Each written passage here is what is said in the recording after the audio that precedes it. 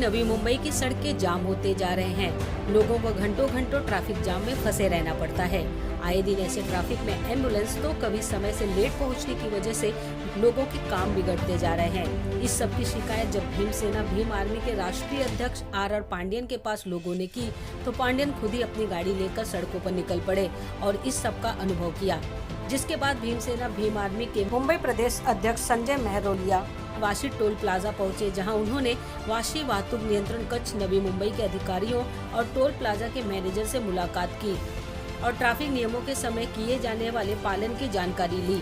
आप सभी को बता दें कि ट्रैफिक होने पर टोल नाकों पर गाड़ियों को बिना टोल भरे भीड़ को निकाल देने का नियम है, ताकि कोई भी इस ट्रैफिक में ना फंसे और किसी को असुविधा ना हो। लेकिन उसके बावजूद आए दिन नियमों को ताक पर रखकर लोगों को असुविधा का सामना करना पड़ता है। लोगों की असुविधा को देखते हुए और लोगों की शिकायत पर आर पांडियन ने आह्वान किया है कि जल्द ही इस पर कठोर कदम उठाए जाएं, नहीं तो आने वाले समय में भीमसेना भीम आर्मी अपने तरीके से इसके लिए सड़कों पर उतरेगी और इसके प्रति आंदोलन करेगी।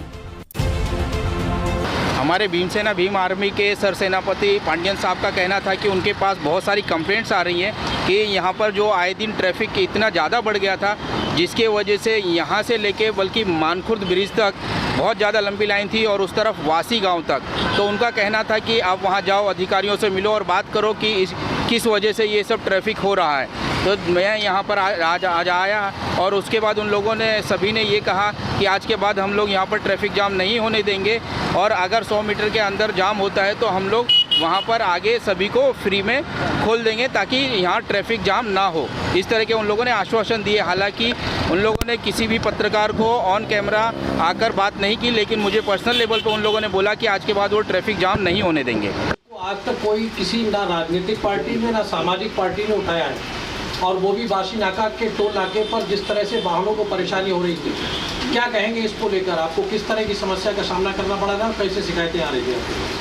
आपने देखा होगा जो वाशी का जो टोल है, जो वाशी ब्रिज है, तो एक नया ब्रिज का उद्घाटन हो गया। उसके बाद क्या ऐसा है कि वहाँ पर ब्रिज की वजह से बहुत ट्रैफिक होने लगा है। तो वहाँ पर जो टोल नाका है, वहाँ पर एक जो टोल में जो टोल कलेक्शन वाले, ये सब कॉन्ट्रैक्टर लोग हैं। डायरेक्ट मतलब जिसने टोल बनाया उसका जो सब कॉन्ट्रैक्टर है, उसको वसूली का टारगेट रहता है। इसके लिए वो कोई नियम कानून जो टोल का जो कानून है कि भाई 100 मीटर की दूरी पर अगर कोई ट्रैफिक हो जाता है तो उसको जाने देना चाहिए, ये सब मतलब उन लोग फॉलो नहीं करते थे। प्लस मैं एक बार जब गुजर रहा था, देखा एम्बुलेंस वहाँ पर खड़े होकर टोल के पीछे से वहाँ कर रही थी, मतलब जो साउंड कर रही थी, लेकिन कोई सुन नहीं रहा था ना। टोल वाले आगे जो टोल वाले जो लोग थे, जो टोल के, उनको आवाज़ सुनाई दे रहा था कि एम्बुलेंस आई तो ही फंस को हटाना चाहिए, क्योंकि वो इमरजेंसी चीज़ है।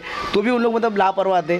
और बहुत से जो हमारे जो लोग थे, जो हमारे जो संपर्क के लोग थे, वो आए दिन कंप्लेंट दे रहे थे कि भाई यहाँ से मतलब चेंबूर से अगर जो जाना है, वडाला मानकुड़ से लेकर वाशी टोल तक जाने को 1.5 से 2 घंटा लगता है। और ये मैंने भी खुद अनुभव किया, आते टाइम भी और जाते टाइम भी। इसकी वजह से मैंने अपने कार्यकर्ता जो बहुत कंप्लेंट डाले, तो कार्यकर्ता को आदेश दिया कि भाई ये जाके तुरंत इसके बारे में जो भी है जो एक्शन ले, वहाँ के जो लोग हैं उनको मिले, उनको मतलब चेतावनी दे कि अगर ये सब चीज़ को लोग इमीडिएट कोई कार्रवाई नहीं करते तो हम लोग उस पर मतलब तीव्र आंदोलन करेंगे। सर, वहाँ के जो अधिकारी थे उनका कहना है कि ट्रैफिक जब दिखता है तो हम लोग लाइन्स जो है वो बढ़ा देते हैं और ट्रैफिक होता नहीं है, ऐसा उनका कहना है। नहीं, बिल्कुल ये झूठ बोल रहे हैं लोग। लाइन बढ़ाते हैं कि जल्दी वसूल कर सके, ना कि निकालने के लिए। लाइन बढ़ाने की ज़रूरत नहीं है। सिस्टम ये है कि अगर 100 फीट की 100 मीटर के अंदर अगर गाड़ी ट्रैफिक जाम होती है, उनको जाने देना चाहिए। लेकिन बल्कि उन लोग लाइन बढ़ा के, अगर लाइन बढ़ा के ट्रैफिक कम पैसा वसूली के लिए लाइन बढ़ाते हैं, उन लोग ट्रैफिक को जाने के लिए नहीं बढ़ा रहे हैं। क्या कोई आज अल्टीमेटम दिया गया है, कोई समझ दिया गया है कि अगर तब तक ठीक नहीं होता है तो हम आंदोलन उग्र करेंगे, ऐसा कुछ? बिल्कुल हमारे जो संजय महरोलिया जी मुंबई जो प्रदेश के अध्यक्ष है भीमसेना के, तो उन्होंने जाके बात किया और उन्होंने उनको समझाया है कि लोगों की जो असुविधा है दूर होनी चाहिए, अन्यथा भीमसेना उधर तीव्र आंदोलन करेगी।